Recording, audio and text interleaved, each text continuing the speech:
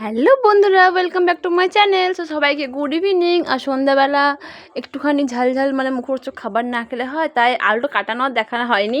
So দেখো আলুটা আমি ভাজা করে নিলাম, ফোড়নে তেজপাতা শুকনো লঙ্কা একটু গোটা জিরে দিয়ে আলুটা ভালো করে ভেজে নিলাম।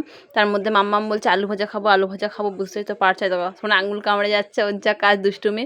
দেখো আলুটা ভাজা করে নিয়েছি, এবার ভালো করে সুন্দর ভাজা করে নেবো, একটু মাম্মামকেও তুলে দেবো, দেখাবো, সবই দেখতে পাবে। সো একটু মাম্মামকে আলু ভাজা না দিলে ও তো শান্ত হয়ে বসছেই না। সো এই দেখো, আর আমার না নানা রকম রেসিপি রান্না করতে না খুবই ভালো লাগে। তো দেখ একটু আধটু চেষ্টা করি, যে ভালোই হয় খেতে, খারাপ আর হয় না, মোটামুটি হয়।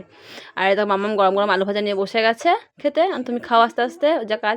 আলুটা ভাজা হয়ে গেছে, আমি সুজি দিয়ে দিচ্ছি। যে 1 প্যাকেট সুজি নিয়ে রেখেছিলাম, 1 প্যাকেট সুজি কতদিন থেকেই ছিল, কী করবো মিষ্টি মিষ্টি না ভালো লাগছে না খেতে। এবার সুজিটা দিয়ে ভালো করে নাড়াচাড়া করে নিচ্ছি, করে একটু জল দিয়ে ভালো করে সিদ্ধ করতে হবে। না সিদ্ধ করলে একটু বুঝতেই পারছো, ভালো করে জল দিয়ে আস্তে আস্তে মানে কম কম জল দিয়ে সিদ্ধটা করে নিতে হবে। একবারে বেশি জল দিয়ে দিলে পুরো পাতলা প্যাচপ্যাচে হয়ে যাবে না, ঠিক ভালো লাগে না।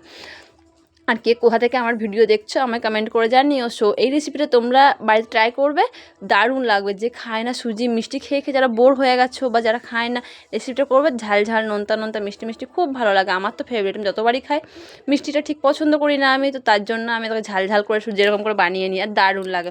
এটা এখন আমি শুকিয়ে নেবো পুরো নেড়ে। মাম্মাম তো খাচ্ছে, ও যে কাজে ব্যস্ত, বুঝতেই পারছো। এই দেখো পুরো নেড়ে তো শুকিয়ে নেবো। আরও জল লাগবে, আরও জল দেওয়ার পরে দেখো শুকনো করে নেবো। ওপর থেকে পরিমাণ মতো স্বাদ মতো চিনি, আগে আলু যত নুন দিয়ে দিয়েছি, তাই আর নুন দিলাম না। স্বাদ মতো চিনি দিয়ে ভালো করে নাড়াচা শুকনো করে, আর তারপরে তো বুঝতেই পারছো, তখন তারপর পেট পুজো করতে হবে। পেট গরম গরমই খেতে ভালো লাগে, ঠান্ডা হয়ে গেলে ঠিক অতটা ভালো লাগে না। দেখো চিনি দেওয়ার পর একটু ভালো করে নেড়ে নিচ্ছি।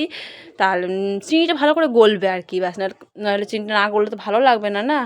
দেখো আলুগুলো পুরো ঢাকা হয়ে গেছে, আর সুজিটা আমার একটু বেশি হয়ে গেছে। আর তাকে বাটির মধ্যে নিয়ে নিলাম, সবাইকে মিলে খেতে বসে। চল টেস্ট করা যায়। দারুণ অসাধারণ হয়েছে খেতে। জাস্ট চেষ্টাটা তো ব্যর্থ হয়নি। মাম্মামও বলছে মাম্মাম খুব সুন্দর। সো আমার ভিডিও যদি ভালো লেগে থাকে লাইক কমেন্ট শেয়ার করে দিও, আর সাবস্ক্রাইব অতি অবশ্যই করো। আর এই দেখো মাম্মামের দুষ্টুমি সোরাটা, বাই।